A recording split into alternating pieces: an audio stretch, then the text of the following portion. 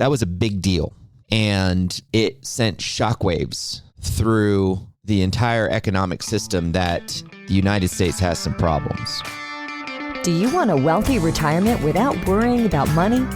Welcome to the Retire in Texas podcast, where you will discover how to enjoy your faith, your family, and your freedom in the state of Texas. And now, here's your host, financial advisor, author, and all-around good Texan, Daryl Lyons. Hey, this is Daryl Lyons, CEO and co-founder of Pax Financial Group. Thanks for tuning in to Retire in Texas. I appreciate that you're here. And as always, I need to give you the legal disclosure. This information is general in nature only. It's not intended to provide specific tax, legal, or investment advice. Visit paxfinancialgroup.com for more information. And I want to encourage you, if you need to speak with one of our advisors, we have the best financial advisors. Text the number 74868 and put in there Texas, the number 74868. One of our advisors will connect with you for a 15-minute quick, no-fee consultation. So let's get started. I want to talk today about the Fitch downgrade. And you may or may not have heard about that, so I'll explain it to you. But let me give you context real quick. So when I first got in this business, I didn't have any clients because people from trailer parks and college graduates don't have any money. So I was struggling as a financial advisor, which is like a shop teacher teaching a class with no fingers. It was a real struggle. So what had happened, this was pre-Dave Ramsey. I had racked up my credit cards and I looked up one day and my credit cards, I'm not exaggerating here, my credit card debt was equal to my income. And you could just do the math for yourself and ask yourself, okay, if my credit card was equal to my income today, would I freak out? Yes, I was freaking out. I had to grind to get out of that thing. I had to do two things. One, I had to make more income. And two, I had to pay down the debt. Now, before I paid down the debt, I had to make sure that my spending wasn't out of control. So that leads me to today's conversation about the United States debt, which is what Fitch addressed. Fitch is one of the three rating agencies. There's the S&P, Moody's, and Fitch. And they rate debt and companies, whether or not these companies, countries, cities, municipalities, they give them ratings so everyone can quickly take an inventory and assess whether or not they will get paid back. And so these ratings or different grades are applied by Fitch, by Moody's, and by S&P. Fitch just recently, one of the three rating agencies, Fitch downgraded the United States from the highest rating of AAA to the next highest one, which is AA+. That was a big deal. And it sent shockwaves through the entire economic system that the United States has some problems. And that if you lend money to the United States, you'll still likely get paid back, but the chances aren't as high, according to Fitch. Now, this is not the first time that the United States has been downgraded. In 2011, it was a very difficult time in the markets. I remember trading in this environment in 2011. It was very, very hard. S&P, one of the other credit rating agencies, downgraded the United States. There is a concern that the United States has overextended itself. And we all know this. Many of my peers have been screaming this from the rooftop. Credit to Paul Ryan. Paul Ryan, who's no longer a politician as far as I know, he's one of the few people out there that he went in wholeheartedly with his pitchfork and said, we've got to resolve this. We've known this for a long time. We've all known this is a problem. You cannot spend more than you make.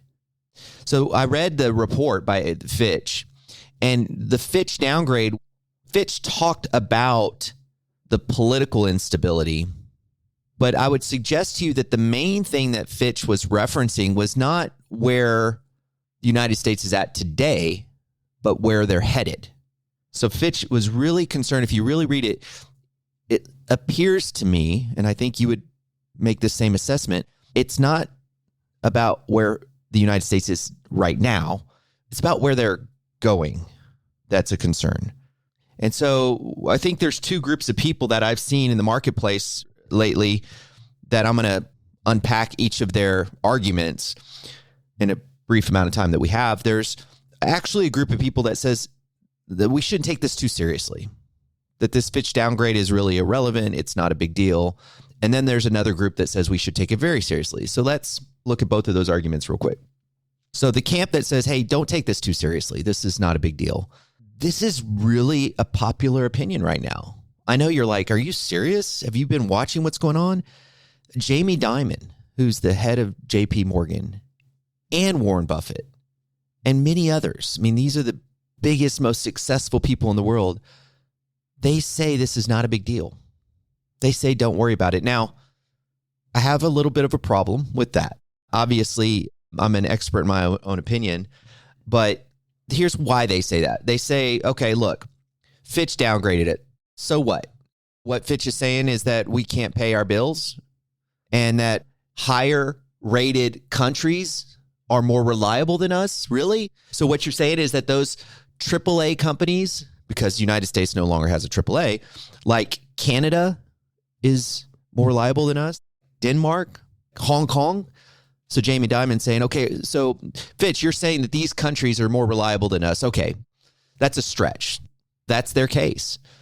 They also reference the reality that these credit rating agencies lost a ton of credibility in 2008. When the market crashed, you guys remember this in 2008, seems like a long time ago, but it crashed. Many of these mortgages that these rating agencies had as AAA defaulted. They totally missed the mark in 2008.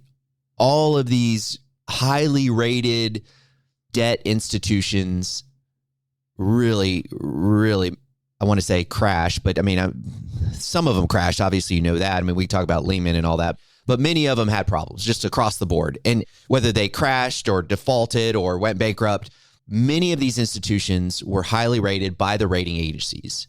And so I think the credibility of these rating agencies is still, I think, suspect. And so that's why a lot of these major talking heads are like, we really don't take these rating agencies seriously. And then they go on to say, okay, look, I know everyone's scared about China. Ooh, China. But, you know, these Jamie Dimons and Warren Buffetts of the world, they might suggest in their argument that China still has a lower rating than the United States. So the United States is still more reliable in paying back its bills than China. I'm just saying that. So there's the argument by the talking heads out there and I guess the smart money, as you might say, that this is not a big deal. But I think most of middle America and most of the people that listen to this show aren't in that camp. Most of us, and I think it's rooted in our biblical faith because there's a lot of scriptures about debt. The borrower is the slave to the lender. I was actually reading some Old Testament text about not even charging interest to your brother if you lend them money. So debt is talked about in our Judeo-Christian faith quite a bit. And it's something that we tend to avoid, or if we have to find ourselves in debt, we try to resolve it as soon as possible. And so that framework of life, most of middle America takes very seriously. And so the situation that we're in right now, it doesn't sit well. That's where I'm at. And it starts with spending. I mean, the United States spends money on stupid stuff. I don't know if you know this. It takes 10 cents to make a nickel. This is just a microcosm of stupid stuff. And we know that there's been a lot of spending on frivolous lawsuits that have been in multiples, tens of millions of dollars. I mean, we could go on and on about the spending issue. But if we just look at it from I'm just going to look at it really simply. We collect in revenues from taxes $15,000 per year per person. That's how the math works. We spend $19,000 per year per person. Any rational person, you don't need a bunch of degrees, realizes that that's a real problem. But if you look at the spending as a whole, it's not necessarily the frivolous spending that's a problem, although it's just dumb.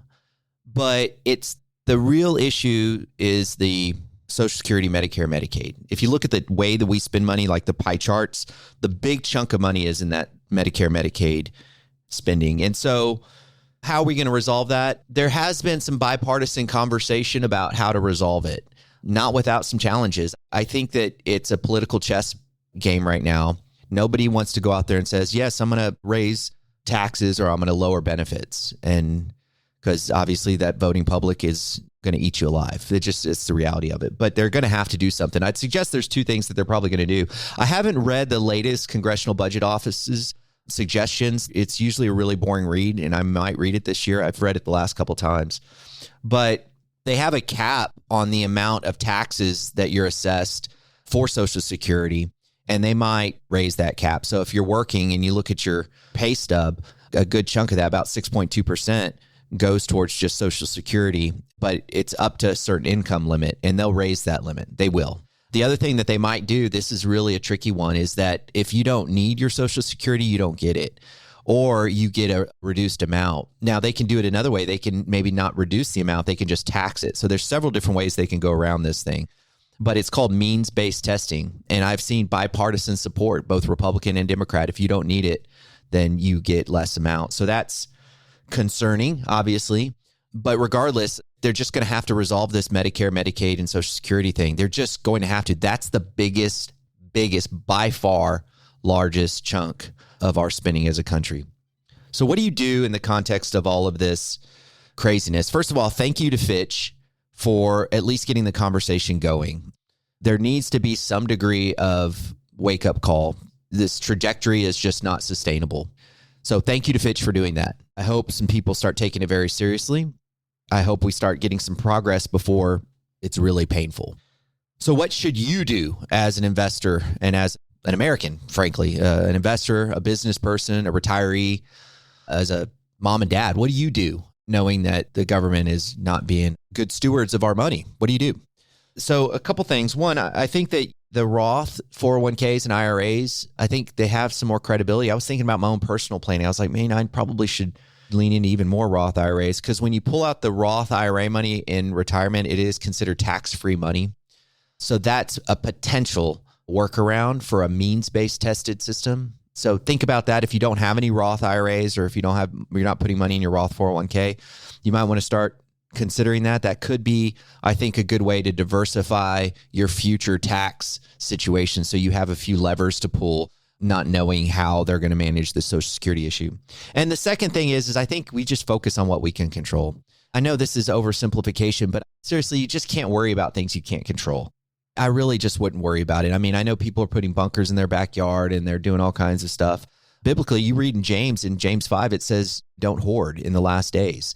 Now, I could unpack that a little bit more and probably a whole new show, but we have to be careful that we just don't go into this bunker in the backyard kind of mentality, but we have a responsibility to be not only good stewards of our money and resources, but also of the people that are in our lives. So I think you focus on what you can control and don't worry about this, with the exception of your voting, and make sure that you vote for somebody who's going to be fiscally responsible. So those are the two things I would suggest as just an everyday American. And that's kind of an executive summary of the Fitch situation. I'll keep you posted as new information comes up.